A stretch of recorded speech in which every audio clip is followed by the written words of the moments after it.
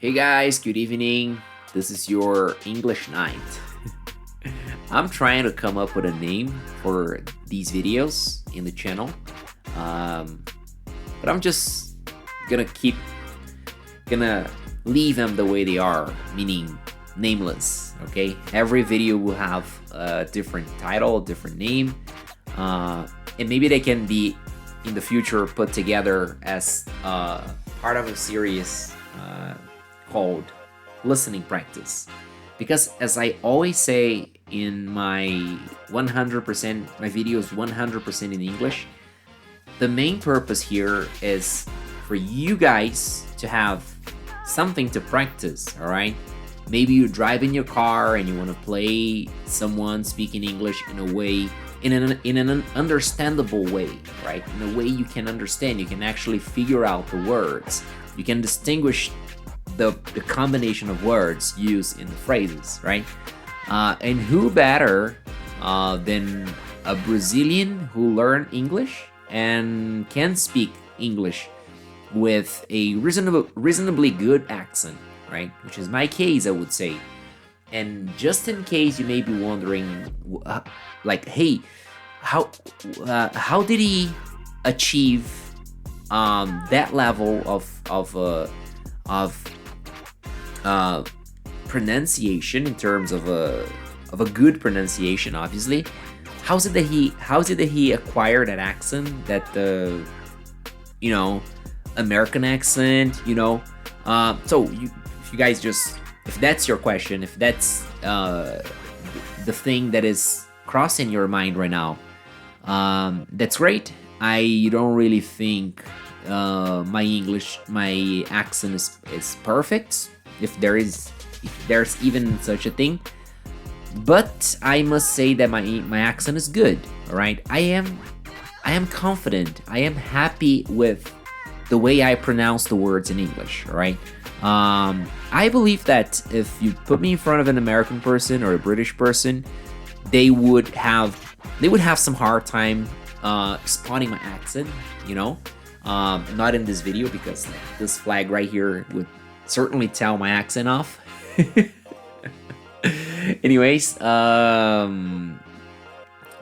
like, I have a good pronunciation. I don't sound probably slash certainly like any specific part of origin of USA or England or Australia or any other English speaking country.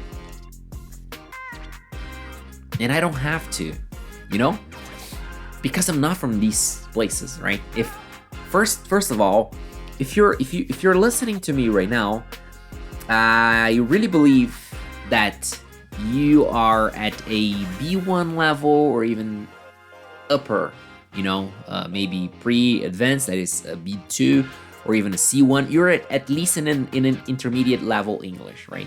Because you can follow me, right? You can understand the words I'm saying. You can understand me right now, right? The context of what I'm saying right now. So if that's the case, probably, just coming back to the pronunciation, the whole pronunciation topic, you may just like ask yourself, like, hey, I wish I had an accent that good, I don't mean to flatter myself or anything. No, that's maybe I'm trying to find something inside your mind that can connect with the topic I'm about to bring right now. That is pronunciation. How do you achieve? Let's just go to it right now. How do you achieve, you Brazilian? How do you achieve a good pronunciation in English? A pronunciation that is not thick, a pronunciation that is not hard to understand, right? That is not polluted in terms of mixing words and sounds that don't even exist in English or don't make sense at all in certain moments. I'm gonna give you a quick example right now. Once I met a guy from a Brazilian guy who claimed to have lived in the United States for many years, And I'm not gonna say names, of course, but I am almost certain, I am almost sure that he was lying. Okay, and if there's any English native speaker here, especially from the States, you guys will be able to help me. You will, you know, you will be able to tell better if my suspicion makes sense. Because of one word, he had a very good accent, but not good enough to tell me, hey, this guy really grew up in the States, you know? That's what the guy told me. He was a teacher, he was working with us, and he was just like, no, I grew up in the States. I was born and raised in Brazil, the first years of my childhood, but then I moved to the States age 7 or 8 or something like that. And then I just left when I was like a grown up and I returned to Brazil. That's what he said. But I spotted the lie because of one word. Every time he would say the word Portuguese, you see, this is how you pronounce the word Portuguese. You know, there are variations, of course, in the American accent. But you know how this guy would pronounce that word? He would say Portuguese. You know, every time he wanted to say Portuguese, he would say Portuguese. How do you say that in Portuguese? You know, and here is where the native English speaker and American can tell me better. Like, is there any region in the States where you guys say Portuguese instead of Portuguese? I don't think so. So you see, that's what I mean when I was talking about the whole pronunciation thing. You know, you may be asking yourself, and then you can ask me right now in the comment section below, how do I achieve a good accent? You know, I want to sound good, I want to sound native like, but not so native like as if it was even possible, that I would be confused by an American or English or whatever, depending on the accent you're emulating, quote unquote emulating. You know, so if that's your goal, you're in the right direction. You're totally in the right direction, because that's it. That's, in my opinion, that's what you need to look for. You know, as an English student, you need to want. Let me just put it this way: you need to want it. You need to have the desire of sounding okay. All right, but sounding okay, sounding good at a language, first of all, is not even a matter of pronunciation. Sometimes it's a matter of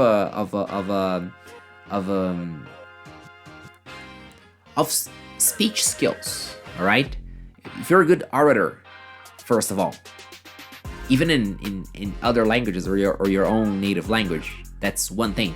All right, but of course, leaving that aside, there is the way you pronounce the words. So I wanna give you a few tips and words of advice here, but some specific tips of I'm gonna call them hacks.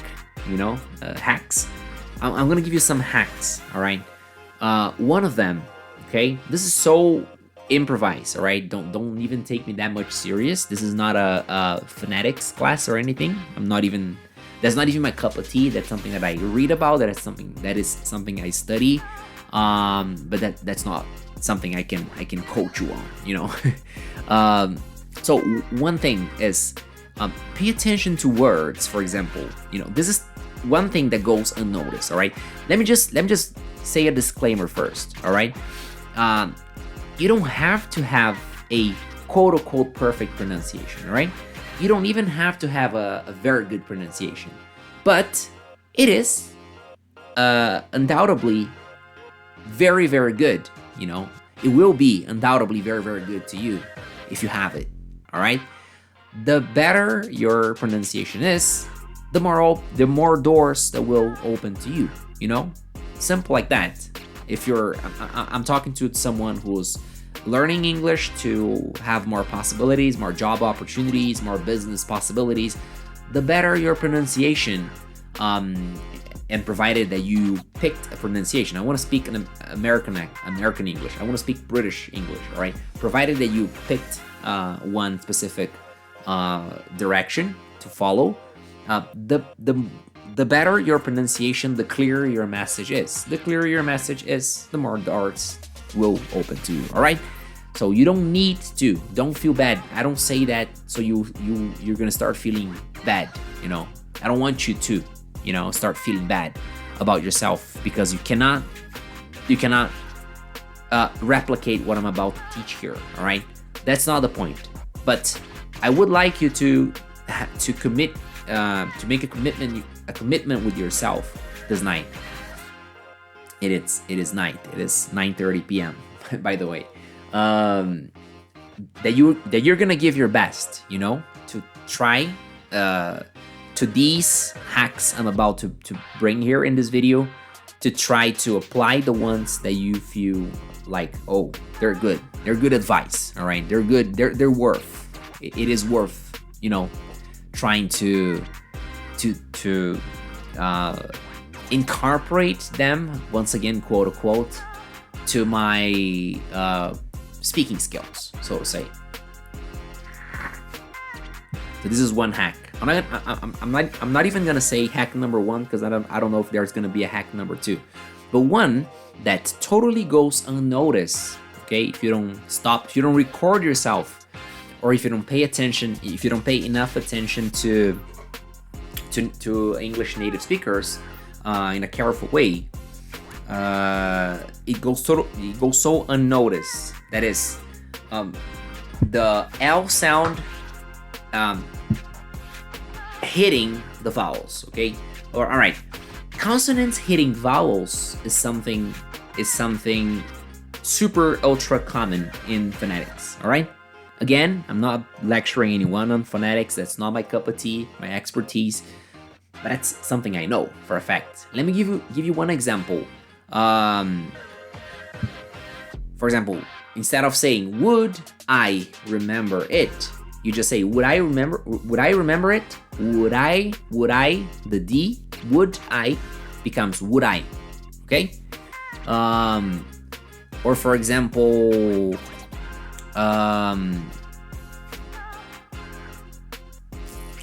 at a. Okay, instead of saying at a specific moment, you say at a specific moment. All right, or maybe this is not even the good example, but at a good time, at a good moment, at a good moment. All right, at a good moment. At and a. A is the vowel, T is the consonant. So that happens all the time. So, but one here that is, you know, that's going to be, you know, if you just learn this one right now and you start replicating it, your English is gonna leave this place to get to this place immediately. All right, that is the L sound encountering, hitting the vowels. For example, instead of saying people are, say people are. People are asking questions. People are doing this. People are saying. Okay, because people, when we just say people, we don't notice much of the L, right? But when there's this encounter, as I said, with a word that starts off with a vowel, bingo, it's gonna be there. The sound's gonna be there. All right. This is one example. I can't even think of a second that you know, like similar, with a similar impact in terms of you know, taking your pronunciation level from one level immediately to the next one, or even skipping 2 levels, right? Skipping 2 slots. It's not even the word slot. 2 floors. All right, that's it. There's a tower. Okay, so you're on floor number 100, and you go to floor number 100, 102, 103. I don't know. One good one, another good one, actually, is not universal. Okay, this doesn't happen in all variations of English, but it happens in most variations of English. That is the ER sound as okay, make sure you pronounce every time you have ER, like in perfect. Okay, perfect. you don't necessarily have to stress the R letter as what I'm doing right now. You could say perfect, perfect, like in a British accent mode. Like similar to what British people, the way British people talk, pronounce the letter. But the sound, you know, makes it all, you know, perfect. Vertical, you know. This is another one that you know, totally changes the game, especially to us Brazilians, because for example, expert. We Brazilians tend to say expert, perfect. You know, we tend to say, I'm not saying we do say that all the time, but we tend to, because that's how this these two letters together, this is how these two letters together, this is how they work in Portuguese, right? Or Portuguese, according to my fellow. All right, guys. Thank you very much for your company. This is your one more episode of this channel. In this series of videos 100% in English. I really hope you guys have learned something from it. If you haven't learned anything, but you haven't enjoyed the talk, please let me know how you feel about it. It's super good to be with you guys one more night. Thank you very much. See you later.